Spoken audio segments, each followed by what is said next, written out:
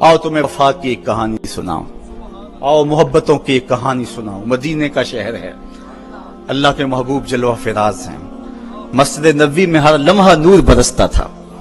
آقا تشریف فرماتے اور صحابہ حضور کے گرد یوں بیٹھتے جس طرح چاند کے گرد ہالہ ہوتا ہے اور بدر تمام کے گرد ستارے ہوتے ہیں۔ آقا واز و تلقین کرتے، لوگ سنتے، من میں اتارتے اور روحوں کو تازگی دیتے۔ ایک چھوٹا سا بچہ ہے جو ننھے ننھے پاؤں سے چل کے مسجد نبوی میں پہنچ جاتا ہے، نام اس کا عمیر ہے، بمشکل سے بولنا سیکھا ہے اس نے۔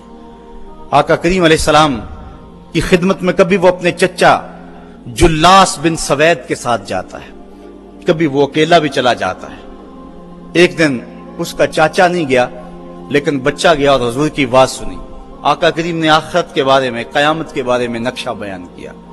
جب وہ بچہ واپس پلٹا نا تو اپنے چچا کو کہتا ہے، یا اماہ سمیت رسول اللہ صلی اللہ علیہ وسلم یخبرنا عن الساعہ حتی کانی اراہا رای العین۔ اے میرے چچا، آج میں نے حضور کو قیامت کا ذکر کرتے دیکھا ہے، اور حضور نے ایسا ذکر کیا ہے کہ قیامت کا نقشہ میری آنکھوں کے سامنے آ گیا تھا۔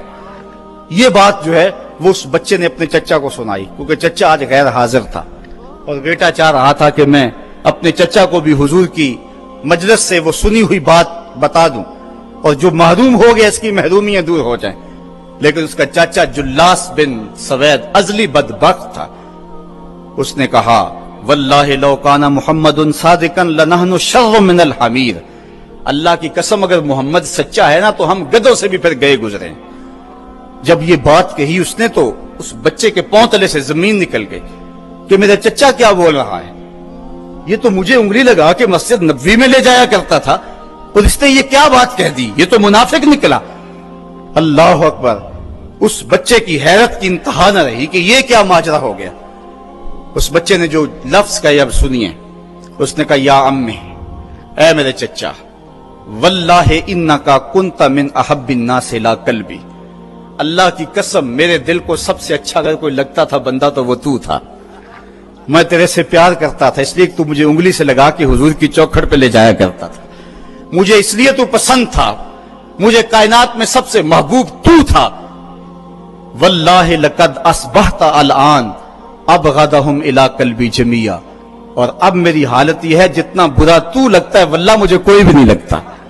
یا امی انا بین الاثنتین۔ ہمارے ماں باپ قربان اس بچے کے، حضرت عمیر بن سعد رضی اللہ تعالیٰ عنہ کہتا ہے، یا امی، اے میرے چچا، واللہ انکا کنت من احب الناس الی قلبی۔ اس زمانے میں سب سے پیارا مجھے تو لگتا تھا۔ واللہ لقد اصبحت الان ابغضهم الی قلبی جمیعا۔ اور آج سب سے زیادہ مجھے برا تو لگتا ہے۔ آگے لفظ سنیے بچے کے، یا امی انا بین الاثنتین۔ چچا جی، اب میں ایسے دوراہے پہ کھڑا ہو گیا ہوں، دو راستے جاتے ہیں۔ ایک راستہ تو میرے لیے یہ ہے، اما ان اخون اللہ و رسولہ فلا اخبر الرسول۔ ایک راستہ تو یہ ہے کہ میں اللہ اور اس کے رسول سے خیانت کروں اور جو تیری بات ہے وہ رسول اللہ کو نہ بتاؤں۔ ایک تو یہ راستہ ہے کہ میں حضور سے خیانت کروں، اللہ سے بھی خیانت کروں، اور جو تو نے کہا ہے، جو تو نے بدتمیزی کی ہے، میں وہ بات حضور کو نہ بتاؤں۔ وَإِمَّا أَنْ أُخْبِرَ الرَّسُولَ وَلْيَكُنْ مَا يَكُونُ۔ اور دوسرا راستہ میرے پاس یہ ہے کہ جو تو نے کہا ہے میں جا کے حضور کو بتاؤں، پھر جو ہو سو ہو۔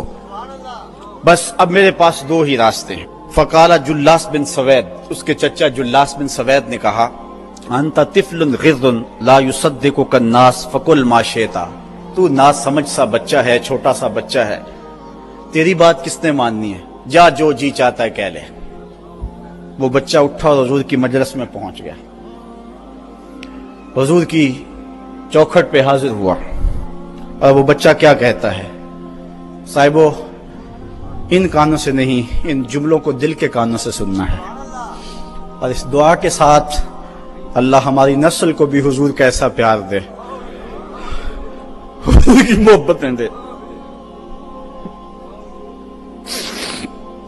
وہ کیا کہتا ہے، یا رسول اللہ صلی اللہ علیہ وسلم الجلاس بن سوید خان اللہ و رسولہ، حضور جلاس بن سوید نے اللہ اور اس کے رسول سے خیانت کی ہے، وہو امی، اور میرا چچا لگتا ہے۔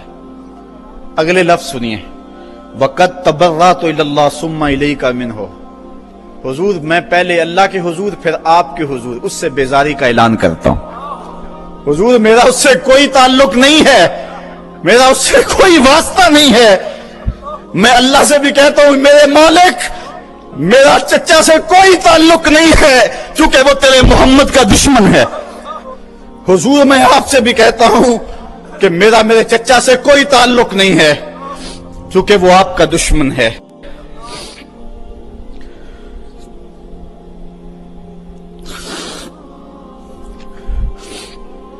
کالا وماذا قال، حضور نے فرمایا بچے اس نے کیا کہا ہے؟ بچے نے ساری کہانی سنا دی کہ میں نے آپ کی تقریر سنی، آپ کی گفتگو سنی اور جا کے بتائی، تو اس نے کہا کہ اگر وہ سچے ہیں تو پھر تو ہم گدھوں سے بدتر ہو گئے۔ حضور نے صحابہ کو بلایا، کہا کہ یہ واقعہ پیش آیا ہے، بتاؤ کیا کریں۔ صحابہ نے عرض کی ھذا طفل صغیر لا تصدقه فهو لا یعی ما یقول والجلاس بن سوید یصلی معنا وهو شیخ کبیر وعاقل، حضور یہ بچہ چھوٹا ہے، کم عقل ہے، کم سمجھ ہے، یہ تو اپنی بات بھی نہیں صحیح طرح سمجھ سکتا، جو کہتا ہے تو وہ بھی نہیں جانتا، اور جلاس بن سوید بڑی عمر کا آدمی ہے، ہمارے ساتھ نمازیں پڑھتا ہے اور عاقل شخص، تو آپ اس بچے کی بات کی پرواہ نہ کیجئے اور اس کی خبر کی تصدیق نہ کیجئے۔ ادھر جلاس بن سوید کو جب پتا چلا تو اس نے بھی قسمیں کھانی شروع کر دی کہ میں نے تو کوئی بات کہی نہیں ہے، ایک چھوٹے سے بچے نے جا کے ویسے ہی بات کر دی۔ تو حضور نے اس بچے کی بات کو نظر انداز کیا صحابہ کے کہنے پہ۔